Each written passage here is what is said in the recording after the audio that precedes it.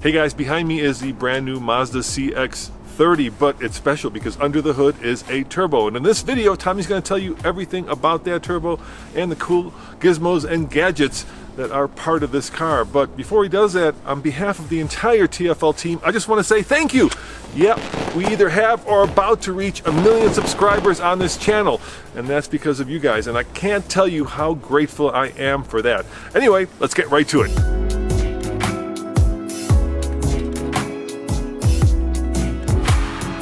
Think of the CX-30 like a large, lifted, more spacious Mazda 3. And under the hood of this one, as my dad mentioned, is a turbocharged engine.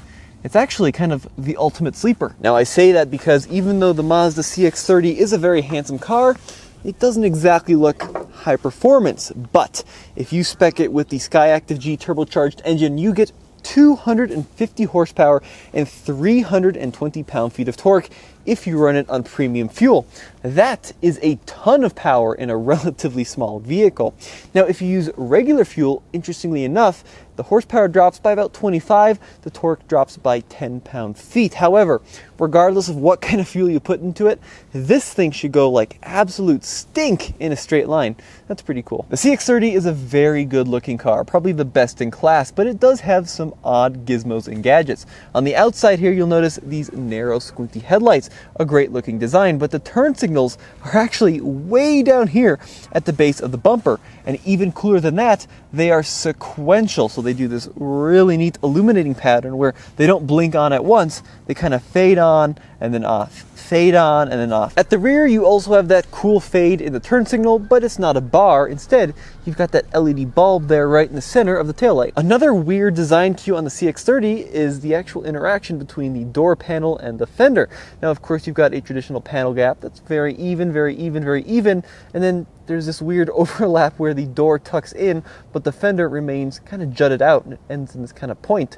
I'm not sure I love that much. And then, of course, the other signature of the CX-30 is the black plastic cladding. It's over here along the fenders. It's at the base of the door. It's kind of old school 90s retro. I actually don't hate it. It gives it kind of a more rugged and athletic look, although I think some of you in the comments are probably going to disagree. The big advantage of the CX-30 over its little brother, the Mazda 3, is the storage capacity and the overall room on the interior. Now, as I pop the trunk here, you'll see a very large storage area.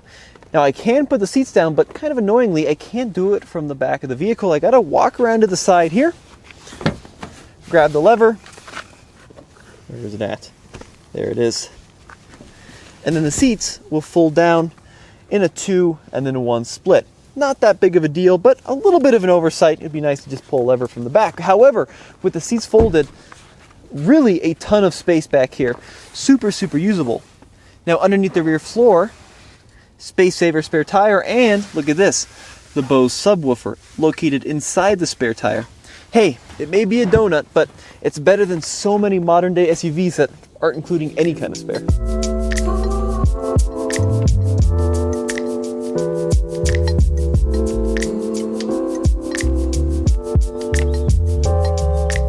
The interior of the CX-30 can be perfectly summed up by the door panel, which is elegant, refined, and the quality of materials is great. The armrest here is super soft, and I love the stitched brown leather. Up here we have some chrome brightwork, but not that cheesy kind of shiny chrome.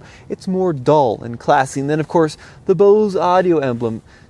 The script there located on the side of the panel. It's just very elegant on the door panel and very elegant throughout the interior. One of the more interesting buttons inside the Mazda CX-30 is this one right here, which looks like a station wagon driving over some noodles, like a linguine hill or something. But this is an off-road mode, and it makes a big difference. Or at least it should. Now, I drove the CX-5 on the rollers. I really wanted to try this vehicle on the rollers that also has this button, but unfortunately, the weather isn't cooperating and we have this car for such a short amount of time, it's not going to happen. And then lastly, there's this cubby located to the left of the steering wheel. It is tiny. I'm not really sure what you could put in there because it's clearly too big for a phone. However, this is the CX-30 key. Let's see if that fits in there nicely.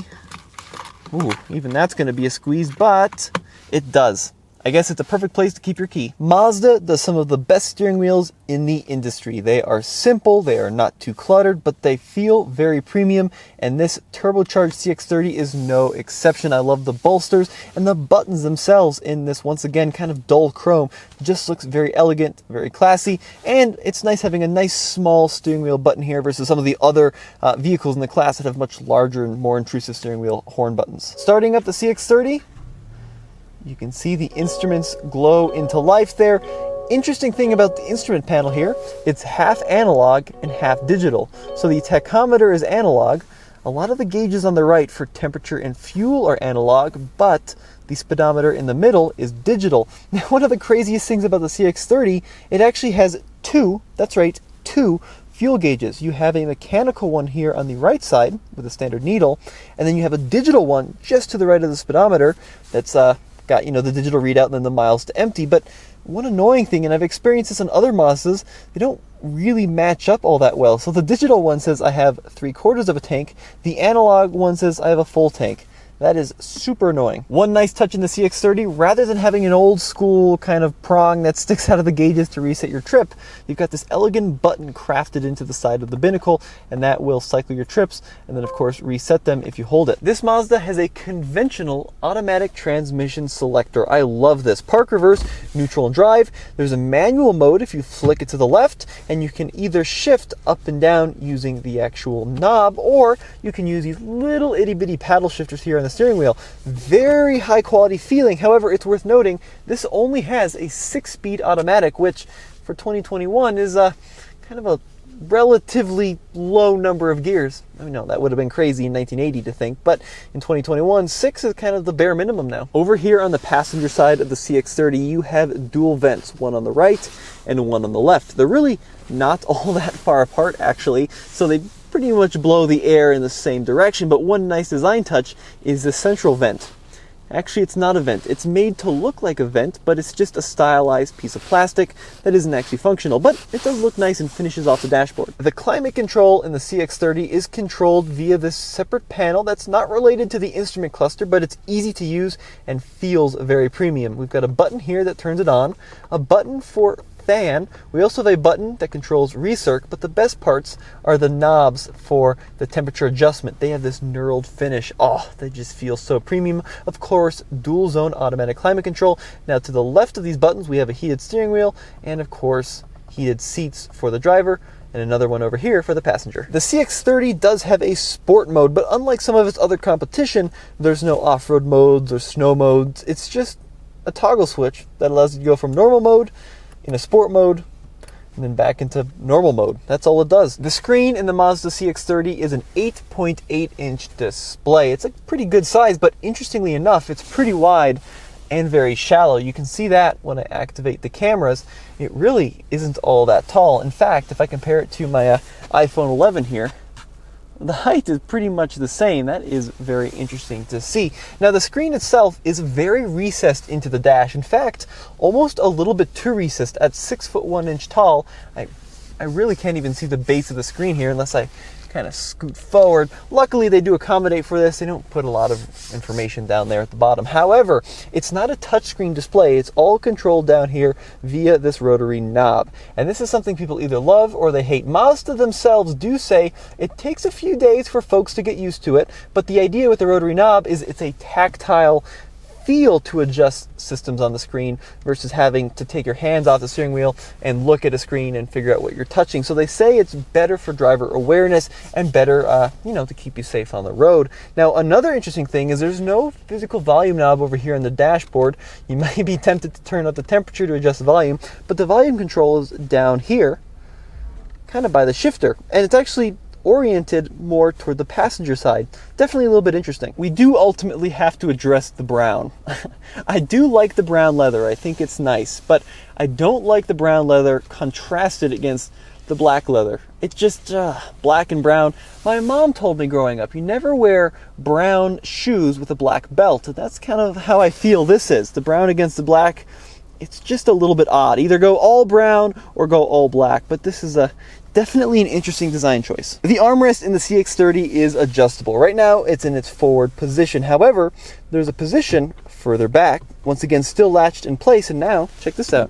I've got a little cubby to rest your phone. Now, you can, of course, swing it open. Deep central area to store things with. A little divider, which is removable. You can take it out and kind of subdivide it for various things you want to store in there. And then, of course, a USB and then a power socket as well. I do like what Mazda has done up here by the rearview mirror. We have a status display that shows you who is buckled and who is unbuckled. So right now, of course, there's a passenger in here with me, the videographer. He is unbuckled, but you can kind of see, too, where there'd be areas for rear passengers to be seated, but also not buckled in place. It's nice to have. It's also kind of out of the way. And check this out. When one of the rear passengers buckles in, it turns green, letting you know you're ready to go. Let's check out the back seat of the Mazda CX-30. This is my driving position at 6 foot 1 inch tall. It's a little bit tight back here. It's nice that the seats are scalloped so my knees aren't jammed into the seats. Headroom, though, is very good. That's nice that we don't have that sloping rear end so many crossovers have. So tons of headroom, you know, for being 6 foot 1. It does have a fold down armrest here, which is nice, although I'm not seeing any USB ports back here. Something to keep a note. Now, I do love these rubber floor mats in this CX-30. You can see we've gotten some snow and slush in them, but they've got kind of this cool grippy texture. It is worth noting, though, you only get one mat pocket. That is located here at the back of the passenger seat, but not the back of the driver's seat.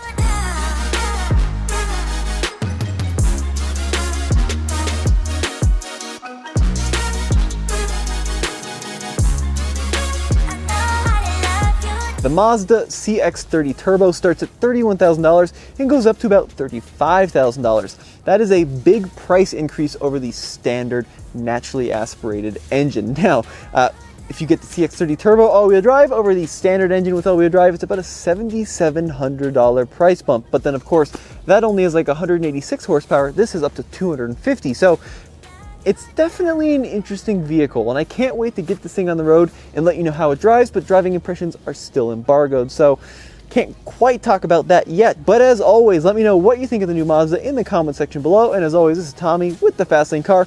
Check out TFLcar.com for honest and independent reviews. Now my dad is sprinting over. Dad, subscribers! Woo! Thank you. All right, we'll see you next time.